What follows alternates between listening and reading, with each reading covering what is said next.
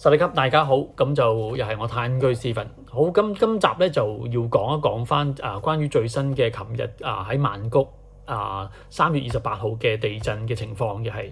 咁其實曼谷咧就真係好少會地震，就算有咧都可能喺啲外圍或者係清邁、清拉近住緬甸或者跟住雲南嘅地區先有地震，通常都好輕微，亦都未試過喺曼谷有咁大嘅地震嘅係嚇。咁琴日個震央咧就喺緬甸啦，咁距離曼谷咧都差唔多1000公里咁遠嘅，咁所以就真係未試過嚇，咁都真係好恐怖下嘅。咁咁啱，琴日我Stephen 亦都係出咗去市中心去做嘢啦嚇。咁我琴日就預計就大概10點半到咧就會去到Line Ramafour 阿傻嗰度，就幫2個客人咧做一個單位嘅檢修嘅嚇。因為咁啱我啲師傅就琴日就做好晒裝修啦，咁就約咗管理處去檢查嗰個裝修完之後嗰個檢查嘅係。咁我整完晒之後咧，咁我就因為琴日我見禮拜五，我就冇揸車出市中心，我就將我嘅車就泊咗喺呢個 Line Satong Sierra 嘅 condo 度，咁就搭 BTS 落去 Ramafour 咁樣嘅，就避免啲塞車啦，係嚇。咁就朝頭早做完嘢啦，咁就我大概12點零鐘咧，我就離開咗 Line Ramafour 阿傻嗰度啦，咁就搭翻車去市龍嗰度，就諗住轉 MRT 就再轉 BTS 去翻攞車就走啦。咁就咁啱，我就覺得中午喎，反正都去到市龍啦，咁就去呢個 Central Complex 嗰個商場裏邊食飯啦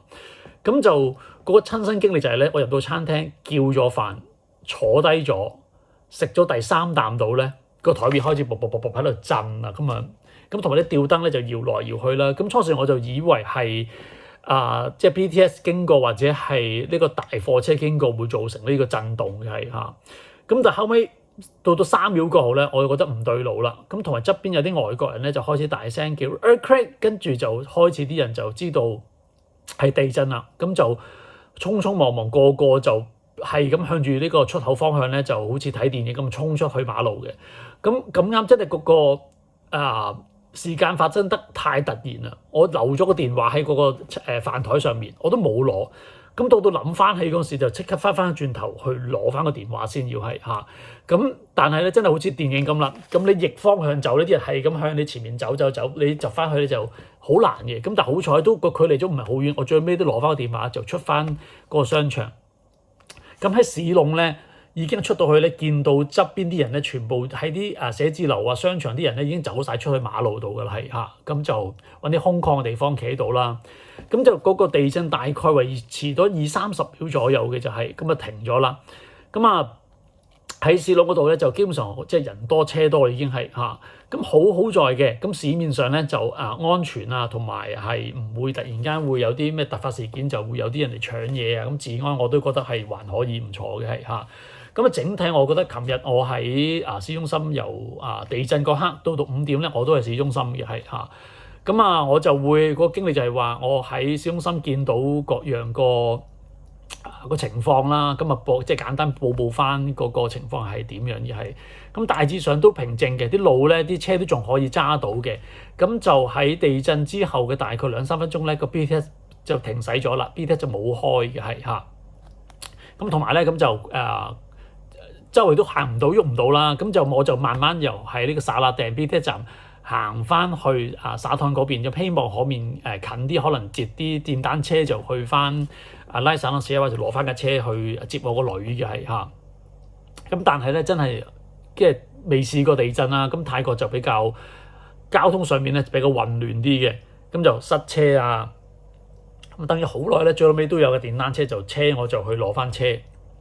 咁同埋大致上個路面咧，雖然係塞車，咁但係就冇話啲路爛咗啲橋冧咗嘅係嚇。咁所以即係在尚算都安全嘅。咁琴日我就大概係5-6點就翻到屋企嘅係咁嚇。咁翻到屋企咁即刻睇新聞啦。咁亦都好多啲租客啲業主都會係咁喺度揾我問我最新嘅情況嘅係嚇。咁我大致上咧都了解過啲租客send message 俾我話個單位點佢哋平安最緊要係平安嘅係嚇，個個租客咧都係平安嘅係嚇。咁但係以我而家所知咧，就係話大部分嘅單位咧都有不同情況嘅裂痕同埋嗰個即係走廊位亦都有啲損即係嗰個損壞嘅程度嘅係，咁啊多多少少都會有嘅係嚇。咁啊大致上都個結構性就譬如我之前介紹啲大發展商咧，咁結構性係冇問題嘅，咁只不過會係有啲裂痕或亦都會或者係有啲損壞咧，咁就可能會等發展商評估之後咧就會去整嘅係嚇。咁所以同埋經歷咗一個即係地震啦，咁啊好恐怖嘅，即係未試過嘅。咁跟住落嚟，亦都會幫翻好多啲業主或者係啲租客咧去做善後嘅處理嘅嚇。咁我就會集合咗好多啲會陸續收好多啲資訊各大發展商或者係泰國有啲咩最新情況咧，我就會